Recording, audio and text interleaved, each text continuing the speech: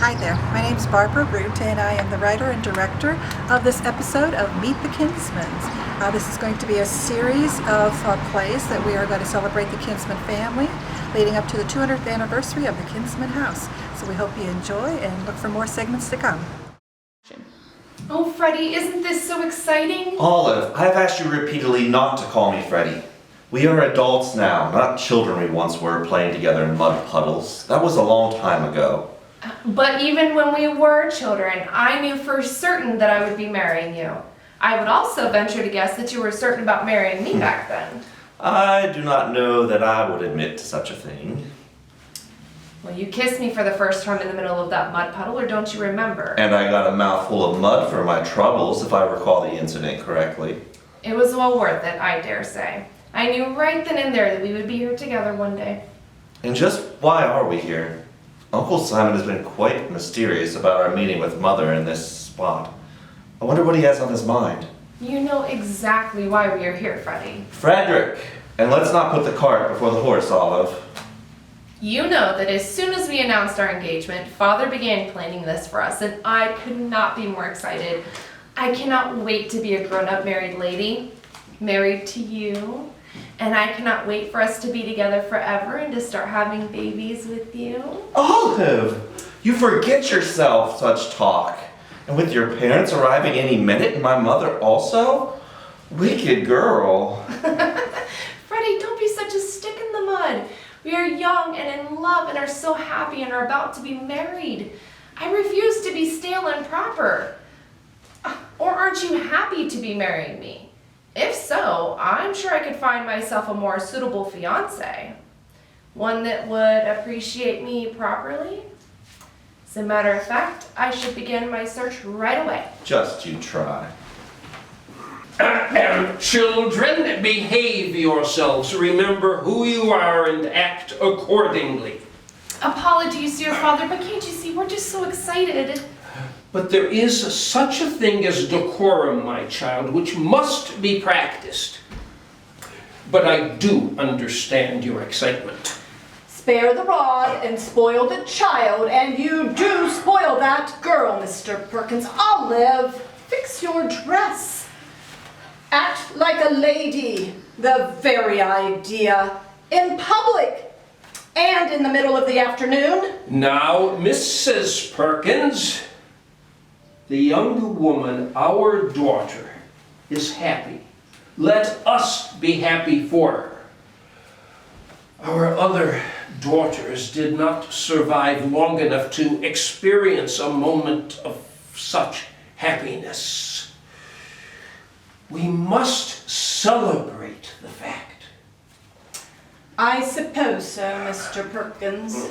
Still, it does no good to indulge Olive. You know how emotional and distracted she can get. Oh, Mother, don't scold me. Not on a day such as this. Uncle, why exactly are we here? Can you tell us at last your reasoning for this meeting? Let us wait for your mother and a brother to arrive. Oh, and we also have another special guest arriving. Who? Oh, who is it, Father? Oh, I can barely stand the anticipation. Father, why drag this on so? Patience, my child, patience. She has none. You spoil her so. Oh. Be patient no longer, brother. We have arrived. Hmm? John, go find me something to sit on. Mother, we are standing in the middle of a field. What could I possibly find for you to sit on? Just do what I say, boy. Go! Ugh, my leg ails me from that long ride from up north. So, Simon, why are we here? Why have you dragged me to this muddy field in the middle of the day? I have much to do back home. Patience is required of you also, my dear sister. Aha, here he comes. My dear Mr. Perkins, forgive my tardiness, but I needed to bring my drawings and sketches, and it took some time for their organization. Sketches and drawings of what? Allow me to present Mr. Isaac Ladd, Master Builder Extraordinaire. Master Builder? For what purpose, Father? May I inform the happy couple, sir? What we have here are drawings that have been made up for the design and building of your new home. A wedding gift from your father. Oh, Father, thank you, thank you, thank you. Yes, my dear. Uncle, that is most generous of you. Extremely. How interesting. Right here on your land, mere steps from your own house, as a matter of fact. Mr. Ladd, do tell us exactly what these sketches and drawings mean. Where is that boy with my chair? I need to sit down for this one. Ah, here he is. No, not there. Move, out of the way. Right here, yes. This is all I can find. Belongs to the groundskeeper on Uncle Simon's farm. This is adequate. Please continue, Mr. Ladd, by all means. Thank you, ma'am. Would you take this? My dear Miss Perkins, the structure that I have in mind for you and your intended is of the Greek Revival style, along with the American square plan of 4 up and 4 down. A moment, please. Miss Perkins, I want you to use your imagination as you look out over this desolate field and envision the most beautiful home of your dreams. That is what I will be building for you.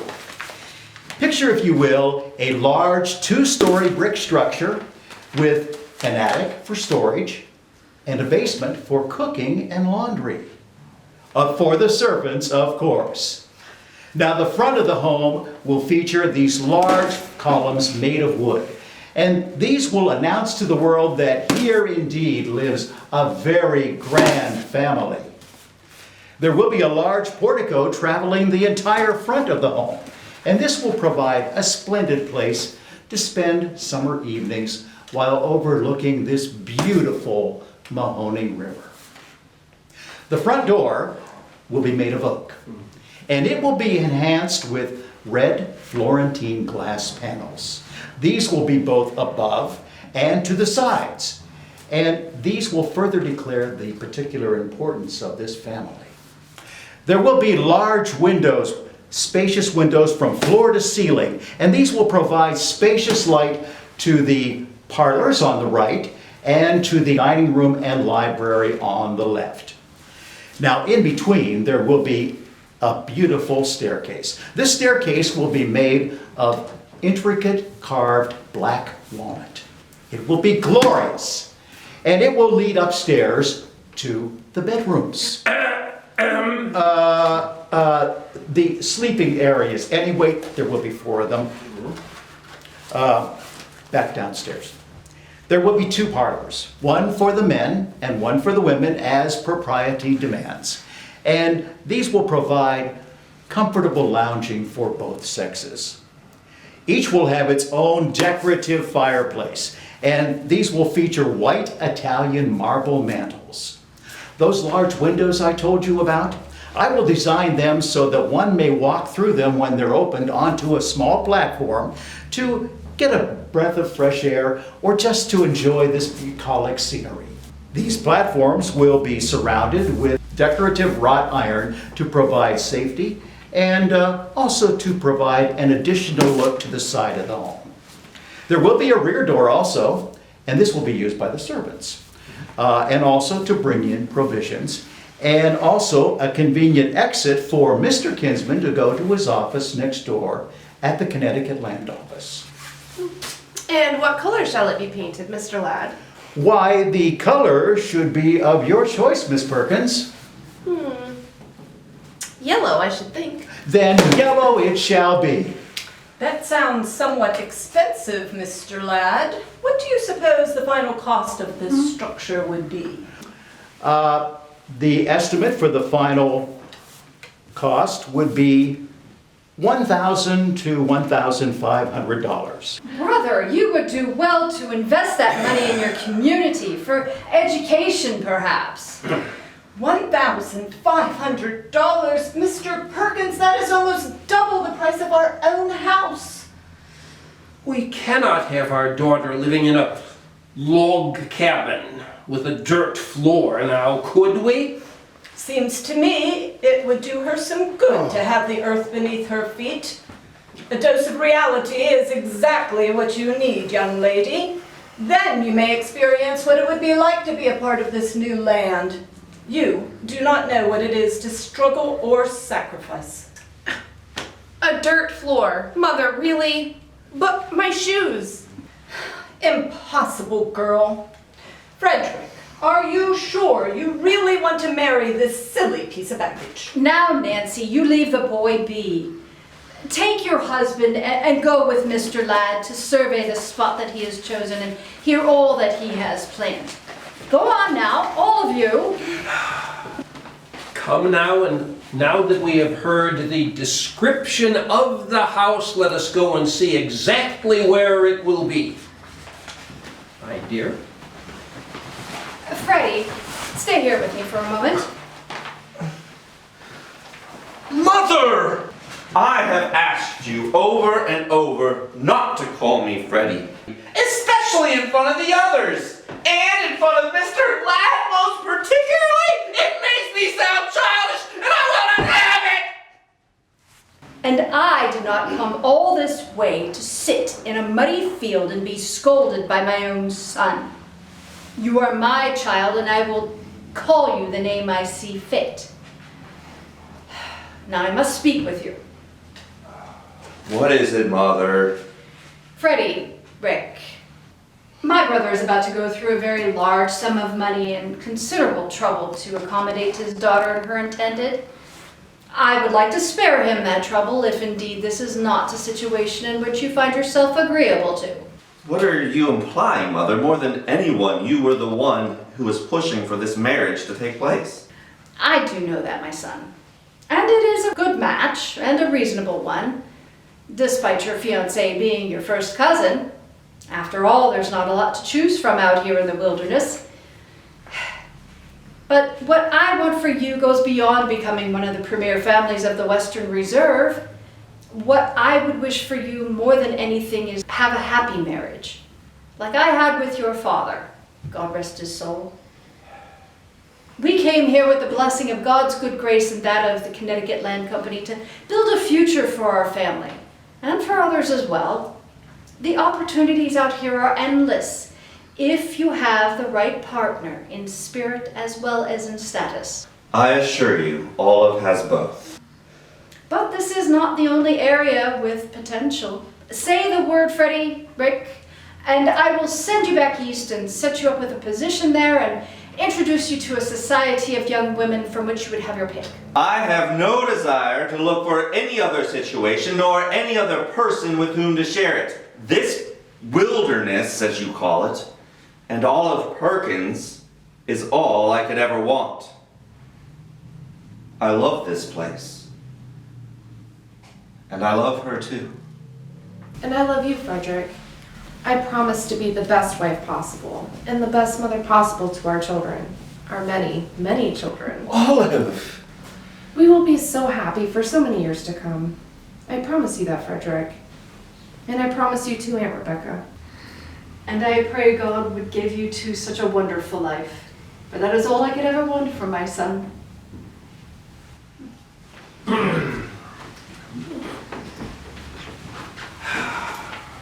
So, Mr. Ladd, how long will it be before this charming, albeit expensive edifice is ready for habitation?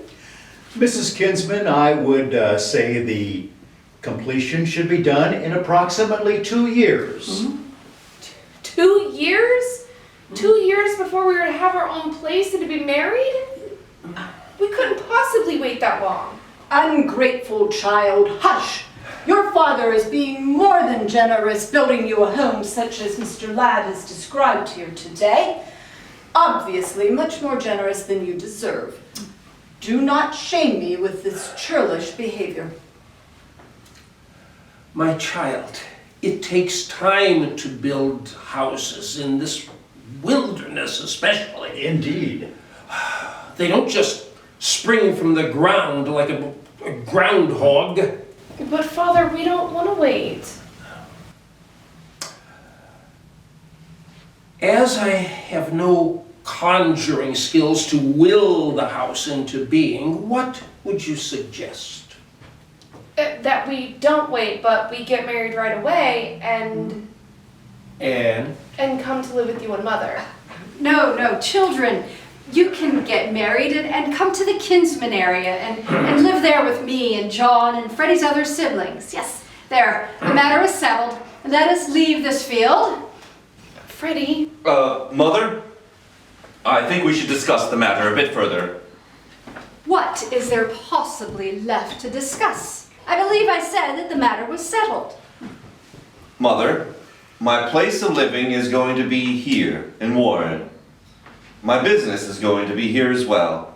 So, therefore that is we, need to be right here, overseeing the construction of the house, establishing ourselves and our independence as the first citizens of this community. First citizens? Very independent, living in the house of your wife's father. You are aware of my meaning. It looks like rain is coming. Let us go to your father's house, Olive. John, where is that boy? Yes, Mother? Come, boy, help me to the house. Brother, I assume you can welcome us with something warm to save us from this freezing weather and ankle-deep muck in which we find ourselves. We have coffee and tea waiting, as well as sandwiches. With a repast as that, we can have a party. Unless you would require something a bit stronger, my dear sister. Brother, as I may very well expire from a cold that I am sure to get from the prolonged exposure to the freezing weather, I do not intend to stand before St. Peter smelling of the devil's brew. Well, that is precisely what I intend to smell like, St. Peter or no. Come along, Mr. Ladd, Frederick, let us go and raise a glass or two or three as necessary. Mrs. Perkins, you may stay here, you should stay here with my sister. Mr. Ladd, let us go. Olive, you can go have tea with the women. Yes, Freddie. Good one, Olive. Let them think they're the ones in charge when we really know it's the women who run things. Come along, boy, help me to the house. Mother, you shouldn't say such things or treat me the way you do. I am a man, and as such, am the natural leader in any situation. As evidence, that is I who must affix his name to important documents. A man is needed to run things properly, for it is widely known that women are much too emotional and feeble-minded to understand complicated legal matters. Out of my way, boy. Come along, son. You forgot the chair. Who's the feeble-minded one now? Yes, Mother. Well, daughter, I suppose we have had our orders. Shall we go? Mother, you like Freddie, don't you? I have always liked Frederick. Then you are not opposed to our marrying? I have no objections if you are sure he is who you want. I am sure, but you are not opposed to our marrying right away and coming to live with you and Father? Well, you are of an age to be married. I suppose you must live somewhere when you do. Your Aunt Rebecca would have you move to Kinsman. Please, no. Yes, well, we can determine that at a later time. As for myself, I am in no hurry to see you move from your father's home. Oh, Mother, imagine it. My own house. I must start the linen embroidery right away. Perhaps with some periwinkles with our initials entwined in the leaves. And I must have my own porcelain tea set with matching dishes. And crystal wine glasses, too. I will make sure that you have a set made of strong pewter material. Pewter? No, I want porcelain. Pewter is much more practical in this new frontier. But porcelain is so elegant. I can see myself now pouring tea from a china pot for all my guests. You despise tea. But all of my guests won't, and they shall all be all the best people, and all the best people drink tea. As Freddie says, we are the premier citizens of this new county in our beautiful home with the Grecian columns. Oh, Oh, Mother, I can just see it all now.